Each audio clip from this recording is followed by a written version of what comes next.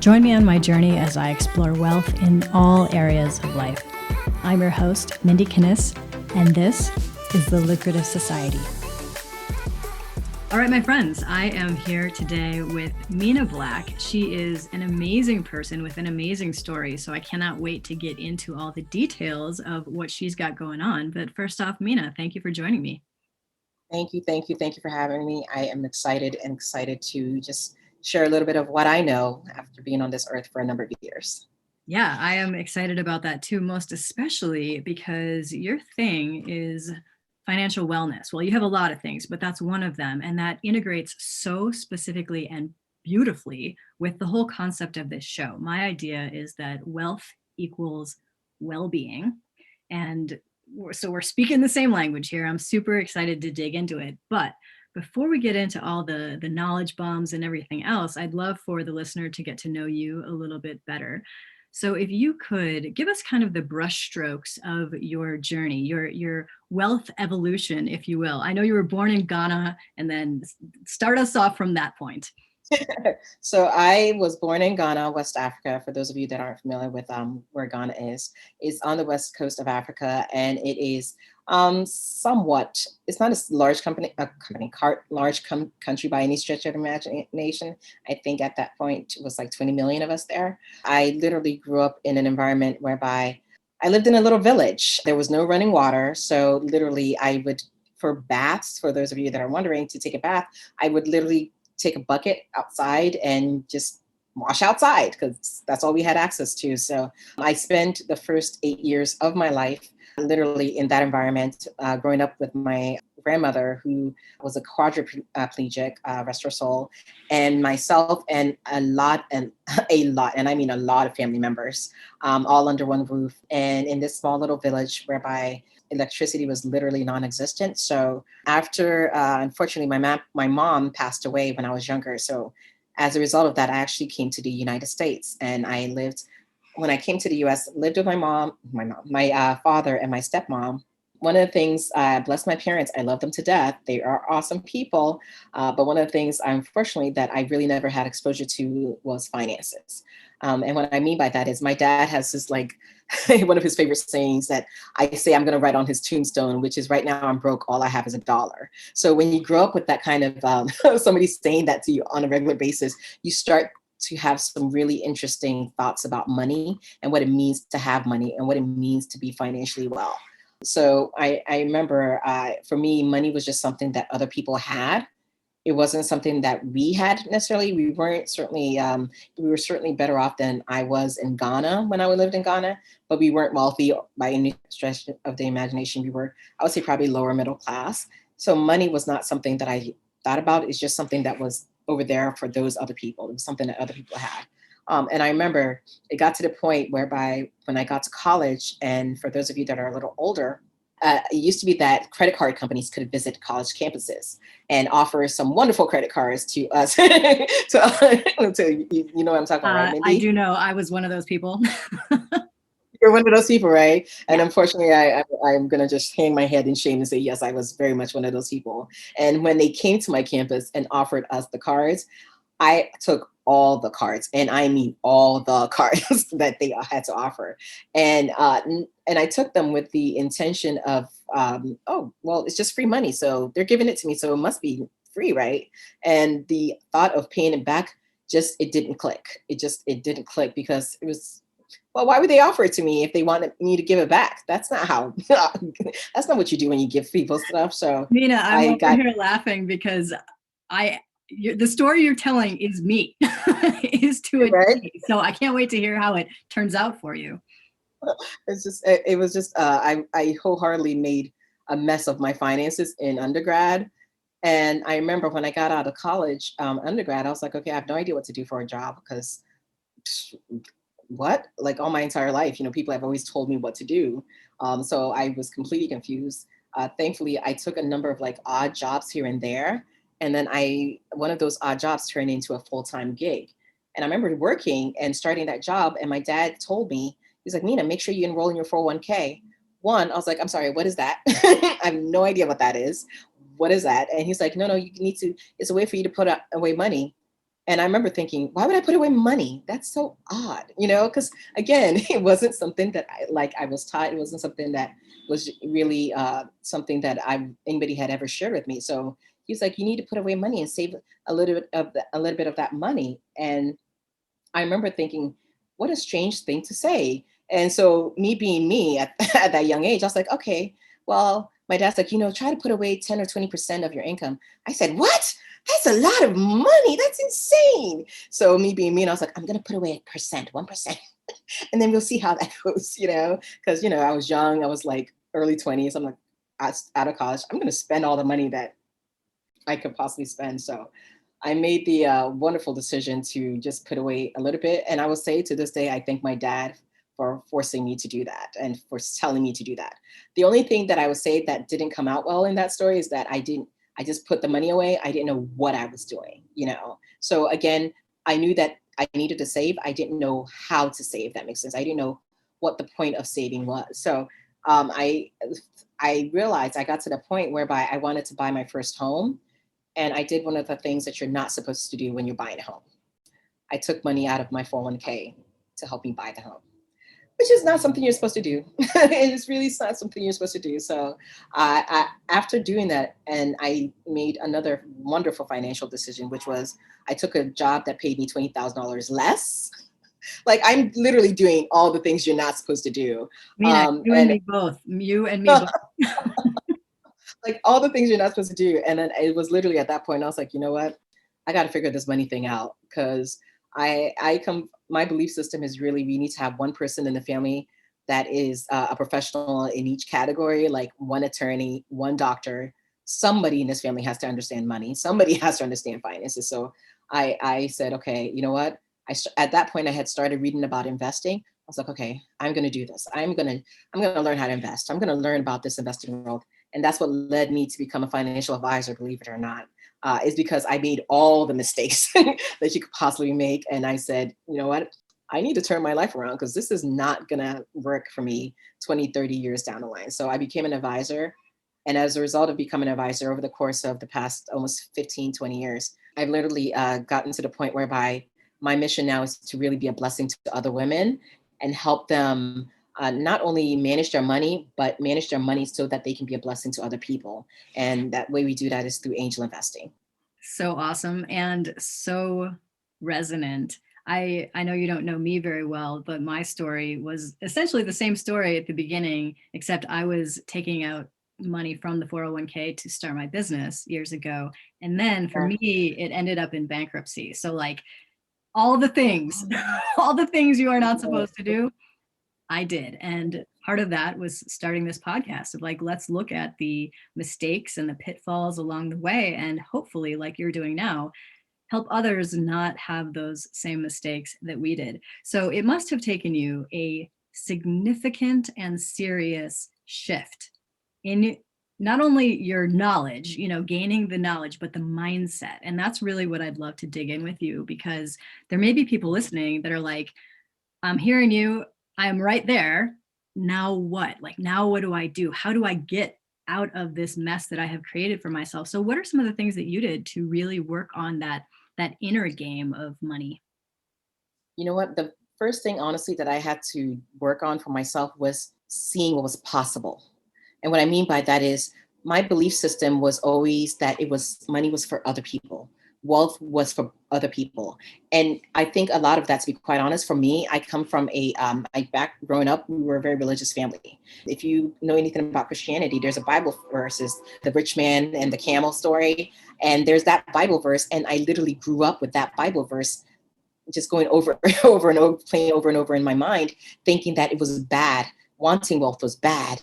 Liking money was bad. So I really had to start and shift my mindset and really realize. And I remember I went to an event many, many years later, and this woman who was like well versed in the biblical theology, she not only quoted that Bible verse, but she told me the background of that particular Bible verse. And that literally helped shift my mindset.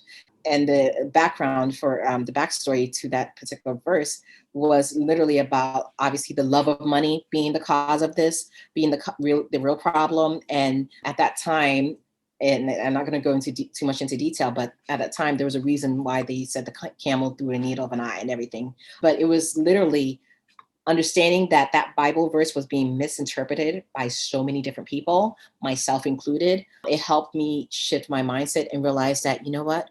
Oh my gosh, I've been looking at this all wrong. I've been looking at not only at this all wrong, but it's okay for me to have money, because in order for me to help other people, one of my biggest missions, in addition to helping women grow their wealth, is I'm going to go back and build the infrastructure in that little village that I grew up in. I can't do that without money. I can't do any of that without money. So I had to change my mindset and shift and start realizing that it was possible for somebody like me, who literally grew up in a small little village, that it's not just for those that are born with the silver spoons in their mouths. You know, it's for all of us if we're willing to just put in a little bit of work. Yeah, so I wanted to ask you about something because I know for me, this sometimes things like that still come up. So I very similarly grew up in the Christian church. I actually, my undergrad is in Christian theology. So that whole thing that you're talking about, I'm like, yes, know exactly what you're going into there. Sometimes stuff like that still pops in, still shows up. One, does that happen for you? And two, how do you mitigate that or manage that as you move forward, knowing what you know now? You know, and it does happen to me. I'm gonna be honest, because I still, obviously, I'm still in. I'm not as deep into that world as I was when I was growing up, but I'm still obviously very much in that world, and it does come up for me every once in a while. And I think for me, the way, at least the way I've been handling it, is I look at the long term goal. I have a long term vision, and my long term vision is so much bigger than me. Yeah. One of my life motto is, "You do not walk alone." What I mean by that is, I can't be a blessing to other people if I'm literally being selfish and saying to myself, well, I can't build this wealth. That's not what God wants for me. You know, I can't do that. You know, so that motto and knowing that I have a bigger, grander vision is honestly what helps me shift when I start to feel like, well, you can't do that. What you can't build that. That's not for you. That's for those people over there. That's what honestly helps me pull myself out of that mindset, is you have bigger things to worry about. And you can't God helps those who help themselves. And right now, you're not helping yourself by thinking that way. So true. Yes. That just right that right there is a great reminder. Now, how do you, coming from where you come from, knowing what you know now, doing all the work that you've done, how do you define wealth? What is that to you? You know what? It's an interesting question that I often ask myself, to be quite honest. And the reason I ask myself that question is because I feel like it changes and it has evolved for me. When I used to be, when I first became an advisor, when I first uh, came into this industry, wealth was strictly money. But over the course of my career, is about so much more than money. You know, whether it is the wealth, meaning my relatives, my friends and family, for me is the financial plus the power. And what I mean by power is the blessing, being able to provide for those that are around me, not just my friends and family. To me, that's what equals wealth. It is not just the actual physical, you know, the actual physical, the monetary, but the blessing piece, the power piece, being able to say, okay, you know what? It's okay if so and so is unable to make a rent payment. I got you. You're good. Like, to me, that's wealth, because it's not, I'm not doing it because I feel like they owe me. I'm doing it because, one, my Myers Briggs, I'm an INTJ, and we are the Mother Teresa's of the Yes. world. So we're going to save the world from itself. So it honestly, it's all about that, meaning that I do not walk alone. If my counterpart or my friend over here or this person is struggling, then how can I possibly keep enjoying my life? Does that make sense? So for me, wealth is more than the monetary. It's monetary plus being able to be a blessing to other people. Yeah, I love that. Talk to me about what is financial wellness? How do you define that? What is that? For me and for most of my clients, our the financial wellness is all about, obviously, not just being able to manage your finances, but to understand why it's important to manage your finances. And I think for a lot of us, we often don't know why we're doing some things, and that leads to a little bit of discord within ourselves, because we just know that, okay, somebody's telling me to budget, but why? You know, yes, I may be able to like make my rent payment or my mortgage payment, but Like, so who cares, you know? So I think understanding the why, and more importantly, being able to tie a lot of that back to our childhood and all the things we were taught growing up, and how all of those things play a part in how we carry ourselves today financially. All of that plays into our overall financial well-being, because until we're able to get rid of all that gunk that most of us grew up with, we're not going to be financially well, you know. And believe it or not, financial wellness does, unfortunately, if you're not financially well, there is a psychological component, and it leads to some really, it can even manifest physically as well. And all of that, unfortunately, can lead to some really dire health consequences later on. So being financially well does play into all these other wellness pieces, if you will. Yes, I will, because I want to dig in on that. This is your, again, speaking my language, because I'm all about looking at the holistic aspect of how this impacts us, what we're doing, what we're here to do, our purpose, all of that. So I want to ask you a little bit more about when you were saying sometimes that even manifests physically. Can you give us an example, or how might that show up? Sure. So imagine if I'm unable to pay for my rent or my mortgage, or I'm able to afford medication for my child, right? The stress, the amount of stress that brings on, I call it the 3 a.m. wake ups. You're jerked out of your sleep because you're just so stressed and worried about meeting some type of payment, right? And it literally starts to manifest on your face, your whole body, your body no longer functions. At least this is what I've actually encountered this physically, whereby it's just, I don't even know how to call it. I call it like a monkey on your back. Like you just start to feel this weight on you, and it literally can lead to some other ailments that there's actually research behind this. And there's a wonderful woman that does research regarding being financially unwell leads to all of these physical ailments, including, believe it or not, like diabetes at some point, because we're so stressed, because we're so stressed about finances, because we're constantly worried, and it leads to like overeating. Like there's just so many things and so many areas that it shows up, but often we don't tie it back to being financially unwell. We literally focus on that immediate ailment without realizing that, wait a minute, oh, you know what, it's because I don't have access to like good food and good nutrition.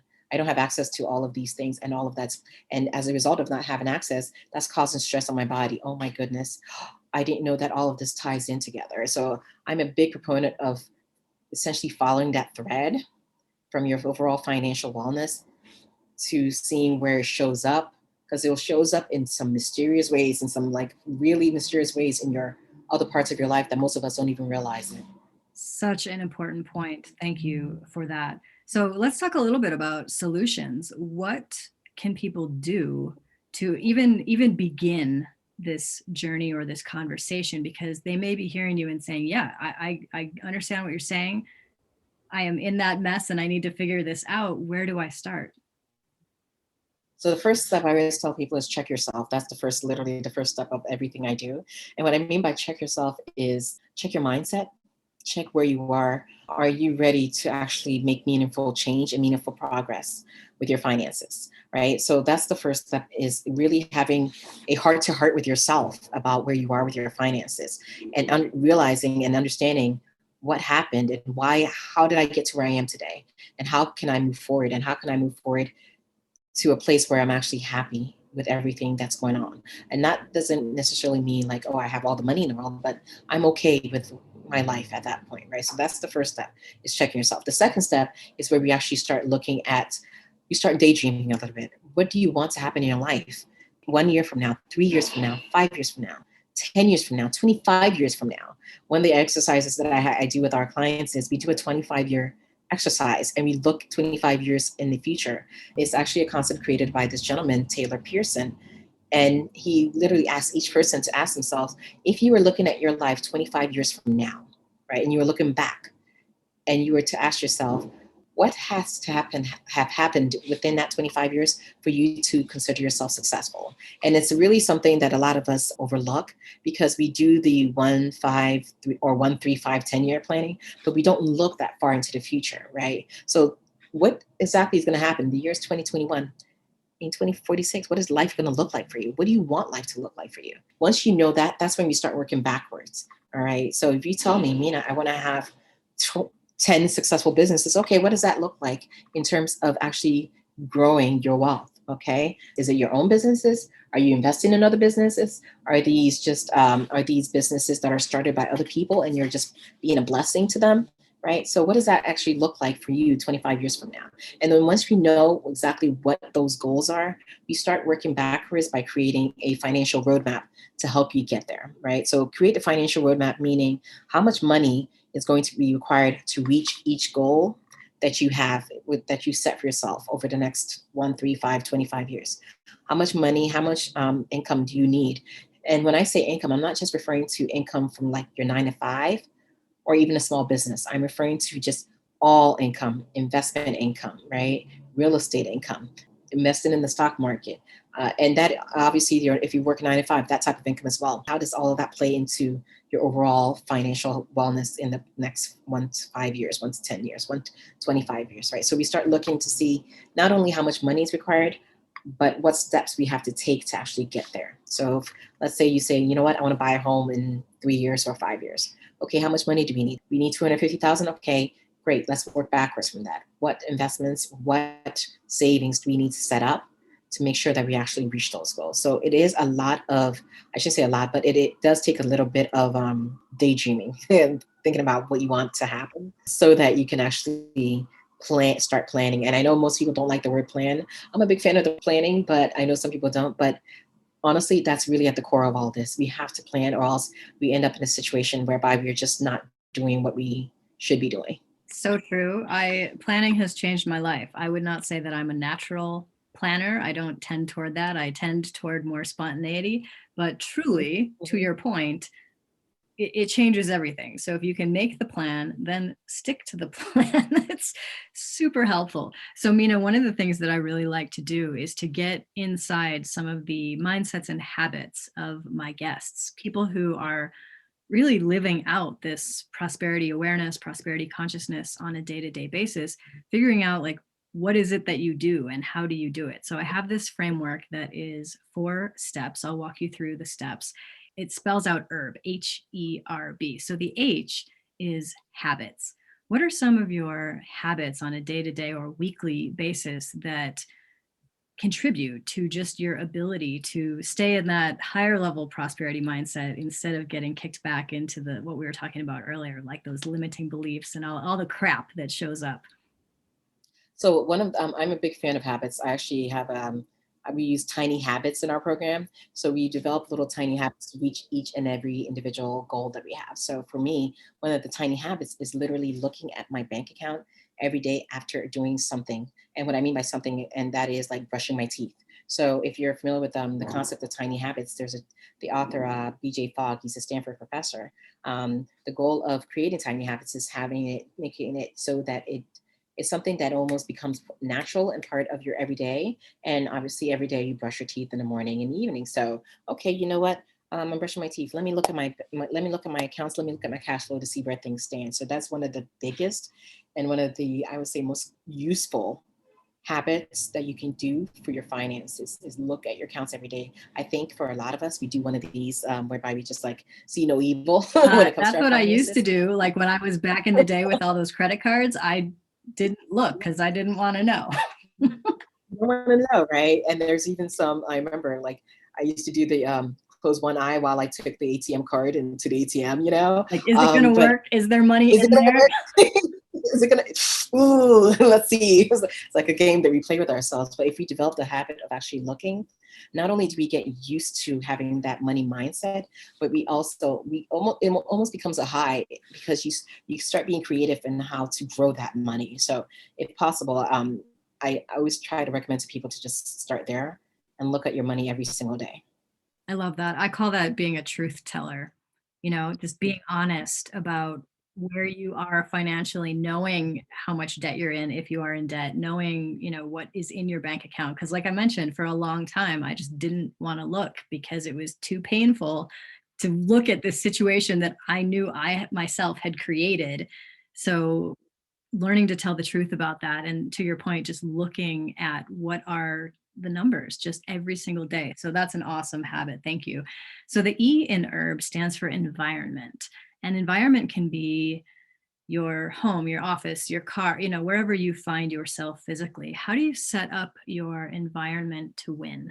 So for me, one of my things that I do is actually I listen to believe it or not, I block out everything by listening to binaural beats.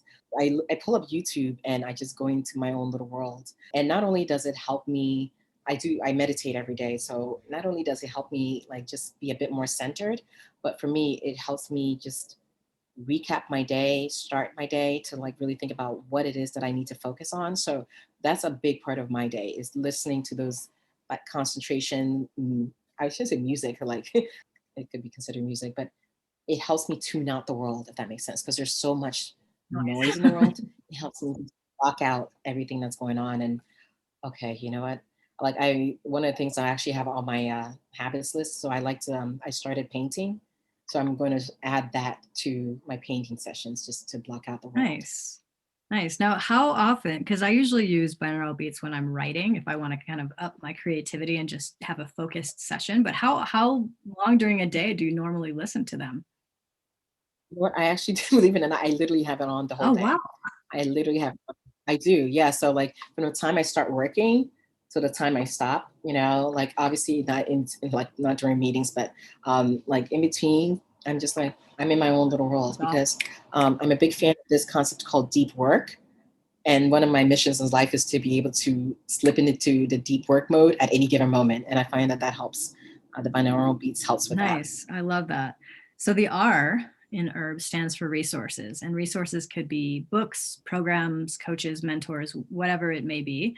What are some of the resources that have most impacted you in your evolution and that you would recommend to others? So books are a big one. So for anyone that's either just starting their financial journey or they're really interested in even investing. So if you're just starting your financial journey, there are two books that I recommend. And one of them is actually by now Senator Elizabeth Warren. It's called All Your Worth. For those of you that don't know, she was, I believe, a bankruptcy attorney, I believe, at some point. I know she was an attorney of some sort way back when, but she and her daughter wrote this fantastic book called All Your Worth, and it just walks you through how to manage your money. And if you've ever heard of a financial advisor or financial planner say 50, 30, 20 when it comes to creating your budget, a lot of us got that from her, from that book, All Your Worth. So go ahead and take a look at that book. It just walks you through essentially how to become really good about managing your money, and more importantly, how to keep being good at managing your money. So hers is one. There is, if you're interested in investing, there's a number of investing books that are fantastic for investing. There is a book called Smart Savvy Women Invest. It's another fantastic book for women that are very much interested in learning how to invest. I highly recommend it. There's a company called Lightbulb Press, and they have these little, I call them little booklets. They're like 20, 30 pages at most, and they cover all of these personal finance topics and primarily investing, like invest in essentials. I highly, highly recommend them to anybody that's interested in the investing world. I love all of those things because I'm a huge fan of books. It sounds like you may be as well. What are some of your favorite, I mean, even apart from just like recommended resources, what are some of your favorite books? I have to ask. Oh my gosh, how much time do you have? I am a like I literally live in books. So some of my favorites, I do tend to read more nonfiction than fiction. So I love Angela Duckworth's Grit. Anything by Brene Brown. Deep Work by Cal Newport is another one. I tend to gravitate toward like nonfiction, almost like self-development or self-help books, but that's where I tend to live. Love it. I'm again with you. I'm like, how long do you got? We could talk about books all day. So we won't, of course. Let's move on to the B. The B stands for beliefs. What are some of your core beliefs or just world views, the ways in which you see the world that really contribute to your level of success? One of my biggest beliefs I would say is that scarcity when it comes to money. Like this is one that I actually had to work on a lot, but I've reached a point in my life and at least in my belief system whereby I feel like you can always make money. Mm, And what I mean by that is that it's not finite. It's not, oh my God, if I don't, I won't be able to get, no, no, you can always make money, regardless of where your station is in life, you can always make money. And there are obviously more important things. But for me, I no longer stress out about money as much as I used to, because even if I'm like saying, I'm like, okay, I have $1. Okay, let me think, let me think, let me think, let me think, I know that I can always think of a way, and there's always a way for me to dig myself out of that hole.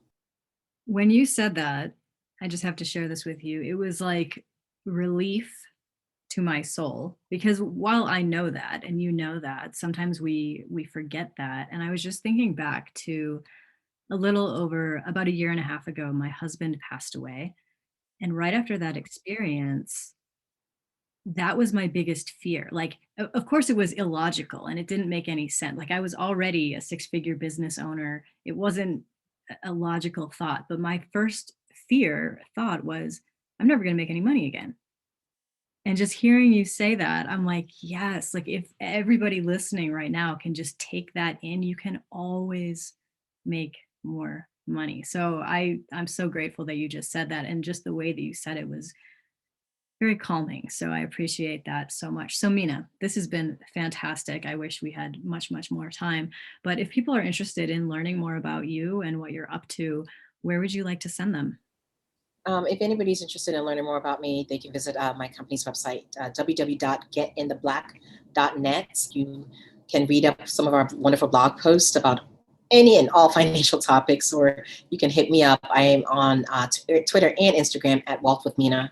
I am very much open to conversations, and as they say, my DMs are open. So feel free to say hello, even if you just want to say hello, because I do get quite a bit of that. So Awesome. Well, Mina, thank you so much. It's been a delight to talk to you, and I really appreciate everything that you shared with my audience. thank you. Thank you. This has been awesome. I appreciate it. Thanks so much for listening. Make sure to subscribe to the Lucrative Society on iTunes, and please leave a review of the podcast. Visit lucra.com for transcripts and resources, or to become a member of the Lucrative Society, where I coach purpose-based entrepreneurs on business, mindset, and heart set. Lucra, where wealth equals well-being.